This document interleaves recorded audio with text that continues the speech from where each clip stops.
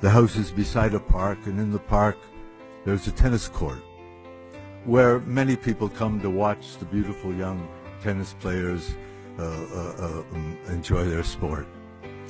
I wandered back to this park, which I had known since my childhood, and there was a young man playing a guitar.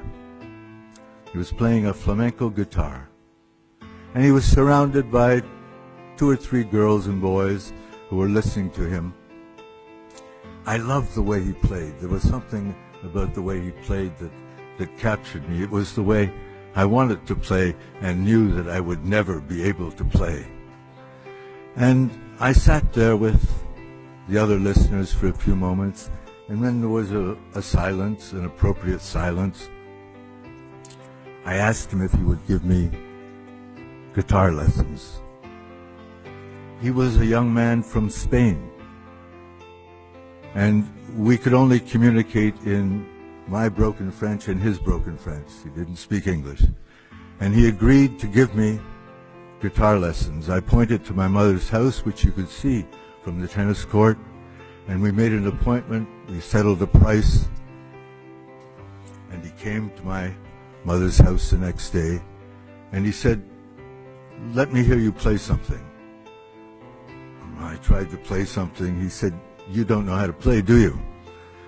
I said, "No, I really don't know how to play." He said, "First of all, let me tune your guitar. It's all out of tune."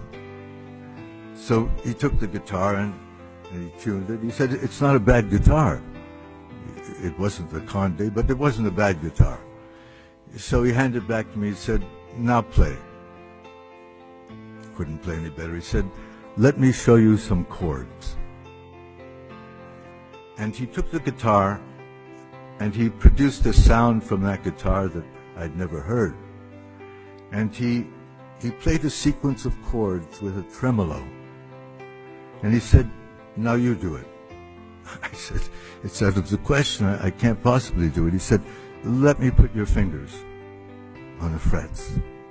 And he put my fingers on the frets. And he said, now play. It was a mess. He said, "I'll come back tomorrow." He came back tomorrow. He put my hands on the guitar. He placed it on my lap in the way that was appropriate. And I began again with those 6 chords, 6-chord progression that many, many flamenco songs are based on. I was a little better that day. The 3rd day improved, somewhat improved. But I knew the chords now, and I knew that although I couldn't coordinate my fingers with my thumb to produce the correct tremolo pattern, I knew the chords. I knew them very, very well by this point. The next day, he didn't come. He didn't come. I had the number of his boarding house in Montreal.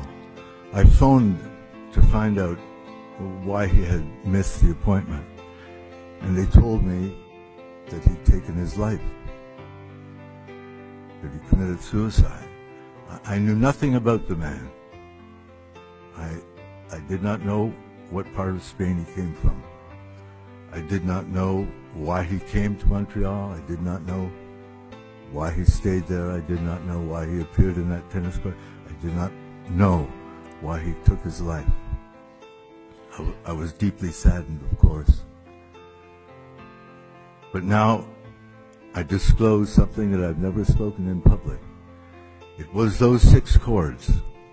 It was that guitar pattern that has been the basis of all my songs and all my music. So now you will begin to understand the dimensions of the gratitude I have for this country. Everything that you have found favorable in my work comes from this place. Everything that you have found favorable in my songs and my poetry are inspired by this soil. So I thank you so much for the warm hospitality that you have shown my work, because it is really yours, and you have a